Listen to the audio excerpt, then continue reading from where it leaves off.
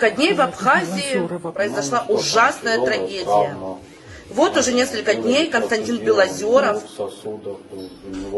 борется за свою жизнь в реанимации в Сочи. Сначала его мотали туда-сюда обратно, не хотели вывозить в Россию. Теперь Кобяхия прокомментировал весь этот кринж, который навалили опять абхазы, делясь своим гостеприимством с русскими туристами.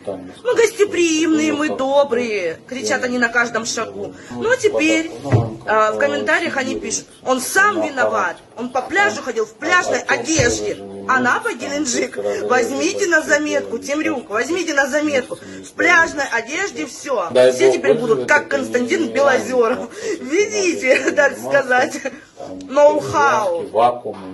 Самое интересное, что абхазы всегда такие: это неправда, это неправда, это ложь, это не мы. А когда появляются какие-то доказательства, они такие: так им и надо, так им и надо. А что это он ходит в шортах? Кобяхия сказал, что оказывается у них свободное ношение и свободное применение этого орудия труда по их усмотрению. Так что, русские туристы, добро пожаловать! У всех есть путевка на аттракцион Константин Белозеров.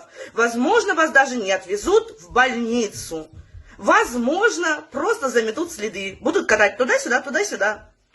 Абхазия, молодцы! Вместе мы сила! Навалим кринжа!